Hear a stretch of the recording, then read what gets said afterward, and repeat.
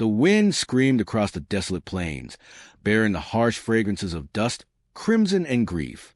As twilight surrendered to darkness, Eli Dawson guided his mount along the narrow path toward his dwelling, his thoughts burdened with the exhaustion of yet another grueling day, driving livestock through merciless terrain.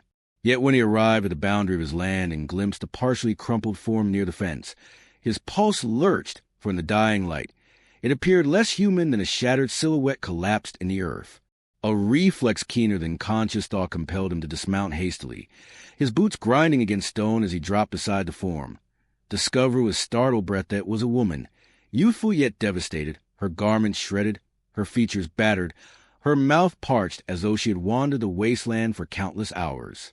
As Eli gently brushed her shoulder, her eyes snapped open in panic, enormous and frantic, and she gasped, "Please don't touch me." Her words emerged as little more than a whisper, yet filled with such primal terror it stabbed directly into Eli's heart. He remained motionless, his palms hovering in the air. In that instant, he recognized he was not merely observing someone displaced, but someone pursued, someone destroyed by hands devoid of compassion. While every fiber of his being urged him to raise her, to bear her indoors, he withdrew his hand gradually, speaking quietly and tenderly as one might to a frightened animal.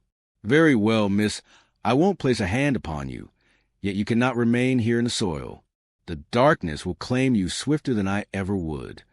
Still she shivered more violently, murmuring, "They'll discover me if I remain. They'll discover me if I flee. I cannot outrun them." Eli, scanning the encroaching darkness, felt his muscles clench, for he recognized the nature of men who stalked these territories, men who viewed vulnerability as opportunity.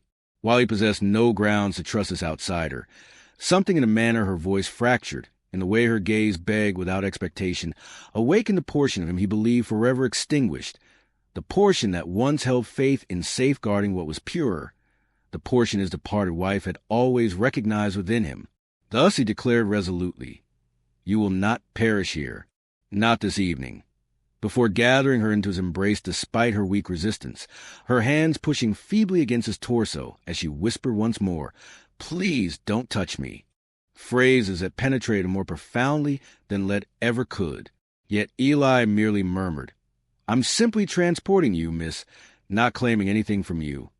As he stepped across the threshold into his dwelling, positioning her carefully upon his own mattress and draping her with a rough yet heated covering, he turned aside momentarily, his wide back toward her, granting her the respect of distance. Though within him a tempest raged, for as the flames danced and her weeping filled the quiet, Eli Dawson, cattleman and bereaved husband, understood his existence had just become intertwined with hers, connected by strands of anguish and an oath he had not yet voiced, but already since blazing in his heart, that demons had inflicted this upon her, yet they would not speak the final words. Not while he continued to breathe.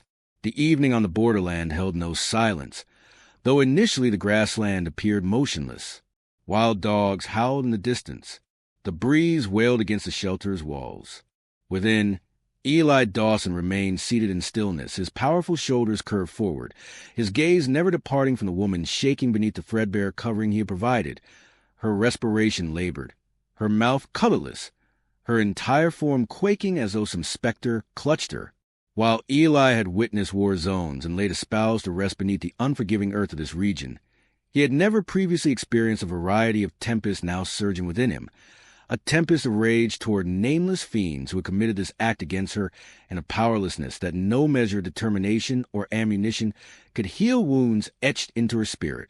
Yet within that tempest one element grew firm and immovable: determination. The variety a man discovers only once in existence, the variety that informed him he could no longer exist solely for his own sake. As the flames flickered dim and the darkness intensified, the woman suddenly murmured through quivering mouth, "You should have abandoned me where you discovered me. They will arrive, and when they do, they will strike you down as they struck me." Though her phrases emerged gently, they settled with the weight of metal in Eli's chest, for he detected not merely dread but conviction, the conviction of someone who had existed under brutality so ruthless it could never be erased. Yet Eli's jaw hardened, his weathered hands forming fists as he leaned closer, his tone quiet but unwavering. "Miss, I don't suppose I understand much about terror, yet I comprehend enough about predators to declare this. When they seek you, they will discover a beast awaiting." She averted her face, moisture flowing freely, whispering, "Don't touch me. Don't regard me as though I'm intact. I'm damaged. I'm nothing except what they abandoned to me." Yet Eli, though his heart had grown rigid, felt a fracture within him at those phrases. He recalled his wife's joy that once echoed through the shelter, of the day the sickness claimed her and left him hollow. He understood bereavement. Yet this woman, she understood an agony beyond bereavement. She understood the savagery of men who found pleasure in obliterating another spirit. He discovered himself speaking deliberately, like metal being shaped. "I don't perceive damage, miss. I perceive breath in your body and flame in your gaze, even if you cannot. I intend to ensure the men who attempted to extinguish it never rest peacefully again." Though she shook her head, though she whispered, "You cannot battle them. They number more than one. They stalk like predators." Eli simply rose, approached the table, and placed his weapon upon it, the metal shining in the glow, and declared, "Then I'll stalk them in return." For the first time, she gazed at him without only terror in her eyes, but with something delicate, something resembling hope struggling to emerge once more. Dear friends, if you remain present, if you have experienced the burden of her trembling phrases and the fire igniting in Eli's promise, then do not depart now, for this expedition to the grit and darkness of the frontier has merely commenced. If you wish to stand watch with Eli, if you desire to continue experiencing the tales that slice deeply into the spirit, then I request that you directly and honestly join us in this journey. Press that subscribe button immediately and travel with this community of frontier hearts into the conflicts, the grief, and the salvation still to unfold.